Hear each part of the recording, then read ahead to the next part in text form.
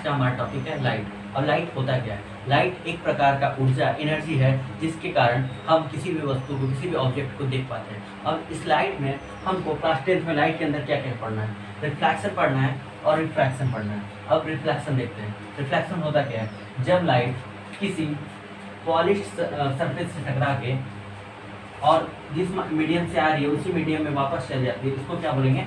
Reflection बोलेंगे। जब light किसी पॉलिश सरफेस से टकरा के जिस मीडियम से आ रही है उसी मीडियम में वापस चली जाती है तो इसको क्या बोलते हैं? रिफ्लैक्शन बोलते हैं। रिफ्लैक्शन में इसको जो ये आने वाला जो रे है उसको क्या बोलेंगे? Incident ray. और ये जो आ रहा है रिफ्लेक्टेड रे, ठीक है, रिफ्लेक्टेड रे और ये इंसिडेंट रे। अब पर इस पे एक नॉर्मल होता है, ये परपेंडिकुलर, ये अगर मिरर है इस पे हम एक परपेंडिकुलर डाल दें तो हम इसको बोलते हैं नॉर्मल। अब इसमें दो फॉर्मूला है, कौन कौन सा? दो नियम है, रूल है दो, कौन कौन सा? ये एंगल ऑफ इंसिडेंट हुआ, एंगल ऑफ रिफ्लेक्शन हो गया। तो फर्स्ट ये है angle of reflection is always equal to angle of incident. ये जो एंगल है इस एंगल के हमेशा बराबर होगा, चाहे वो सरफेस इस तरह से हो या फिर सरफेस रफ सरफेस हो या प्लेन सरफेस हो, हमेशा angle of incident is always equal to angle of reflection. अब एक और क्या होता है? इंसिडेंट रे, रिफ्लेक्टेड रे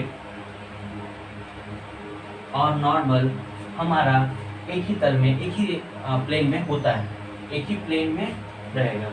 ये हमारा दो रूल है रिफ्लेक्शन का और रिफ्रैक्शन। अब रिफ्रैक्शन पे आते हैं। रिफ्रैक्शन होता क्या है?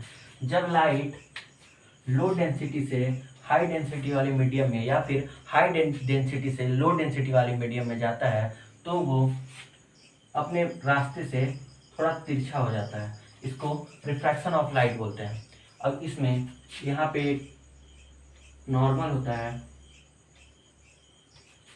ये हुआ हमारा आई, ये R, incident ray, refracted ray, normal, ये तीनों एक ही प्लेन में होता है। देखिए फर्स्ट वाला तो ये सेकेंड वाला जो है जो रिफ्लेक्शन में पढ़े थे उसमें जो था वही इसमें भी है। इंसिडेंट रे, रिफ्रैक्टेड रे एंड नॉर्मल क्या होता है? सेम प्लेन पे होता है, लेकिन इसमें आई और आर में कुछ अलग क्या होते हैं? रिलेशन होता है। क्या होता है देखते हैं। Sine I by sine R constant होता है। में आई और आर का मान सेम नहीं होता है, जैसे रिफ्लेक्शन में होता था वैसे नहीं होता। इसमें sine I by sine R बराबर कांस्टेंट होता है। अब अगर ये एयर हो, मतलब एयर में और ये ग्लास हो तो इसको बोलेंगे refractive index of glass with respect to air और इसका मान होता है 1.5। ये जानना याद रहेगा तो ठीक ही है, पर उतना जरूरी नहीं है। अब आगे चलते हैं। रिफ्रैक्टिव इंडेक्स से हमको पता क्या चलता है, आइए देखते हैं। अगर एयर से ग्लास में जा रहा है लाइट तो ये नॉर्मल की ओर झुक जाता है, मतलब इससे हमको पता क्या चलता है? एयर का लो डेंसिटी है और ग्लास का हाई डेंसिटी है। और अगर इसका उल्टा होता, इधर से आता और सेकंड मीडियम में नॉर्मल से दूर चला जाता, ऐसा भी तो हो सकता था कि ये ऐसे चला जाए, तो उसमें क्या पता चलता है कि इसका हाई डेंसिटी है और इसका लो डेंसिटी है। और क्या पता चल सकता है? डेंसिटी से मतलब क्या है? यहाँ पे क्लोजनेस ऑफ पार्टिकल, मतलब ये एयर है, इसमें पार्टिकल दूर दूर होंगे और हमारा ये सॉलिड है तो पार्टिकल पास पास होंगे तो अपने आप मुड़ जाता है।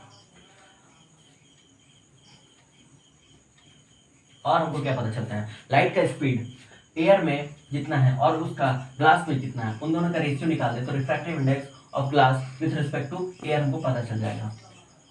अब कुछ और फॉर्मूला होते हैं, उनको देखते हैं रिफ्रैक्टिव इंडेक्स का। जैसे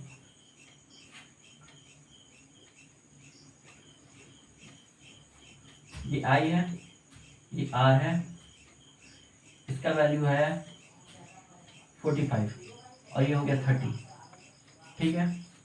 तो रिफ्रैक्टिव इंडेक्स ये मान लेते हैं first medium and second medium of second medium with respect to first equal to sine 45 by sine 30। रख के निकाल सकते हैं पर अभी निकालेंगे नहीं। अब ये इसको याद रखिएगा। अब अगर इसी का उल्टा होता, मतलब सेकंड मीडियम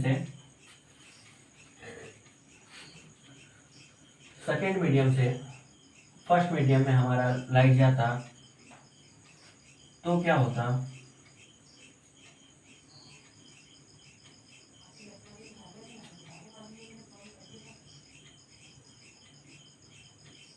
तो ये हमारा हो जाता 30 और ये हो जाता 45, ठीक है। तो refractive index of first with respect to second medium क्या होगा, साइन 30 बाई साइन 45। ये देखिए इसका उल्टा दिख रहा है, तो मतलब ये हुआ refractive index of second medium respect to first medium is equal to one by refractive index of first medium with respect to second medium. ये हमारा एक और फॉर्मूला।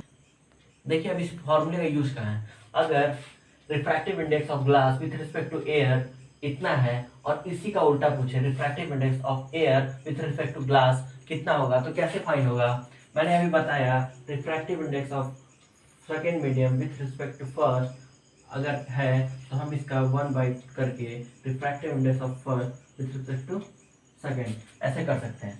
तो हमारा रिफ्रैक्टिव इंडेक्स ऑफ ये फाइंड करना है, refractive index of air with respect to glass equal to हो जाएगा 1 by refractive index of glass with respect to air. यहाँ पे हमारा 3/2 दिया हुआ है, 3/2 रख दे तो क्या हो जाएगा, ये इसको उल्टा कर देंगे तो ये 2/3 refractive index of air with respect to glass हमारा निकल जाएगा। इस फॉर्मूले का यूज हमारा इस तरह के क्वेश्चन में होगा। अगर ग्लास रिस्पेक्ट टू एयर दिया हुआ है तो और एयर रिस्पेक्ट टू ग्लास निकालना है तो इसी को जस्ट उल्टा करके फॉर्मूला यही है, यही फॉर्मूला यूज करेंगे हम। अगर 3 मीडियम दे दें, कोई भी 3 मीडियम दे दे, एयर, ग्लास और फिर वाटर, एयर से ग्लास में आया और फिर ग्लास से वाटर में चला गया, तो क्या होगा। और हमको refractive index of water with respect to air find करना हो तो कैसे फाइंड करेंगे। देखिए प्रोडक्ट होगा दो रिफ्रैक्टिव इंडेक्स का। अब कौन सा रिफ्रैक्टिव इंडेक्स होगा, यहाँ पे जो पहले लिखा हुआ है उसको यहाँ पे लिख दीजिए और यहाँ जो लास्ट में लिखा हुआ है इसको इधर लास्ट में लिख दीजिए। अब ये एयर छूट गया, सॉरी ये ग्लास छूट गया हमारा, यहाँ पे इसको जी लिख दीजिए और यहाँ पे ये जी लिख दीजिए। इन दोनों का जो प्रोडक्ट होगा वो वाटर का रिफ्रैक्टिव इंडेक्स होगा with respect to air equal to refractive index of water with respect to glass, refractive index of glass with respect to air. इसका मल्टीप्लाई कर देंगे हमको ये 5 हो जाएगा।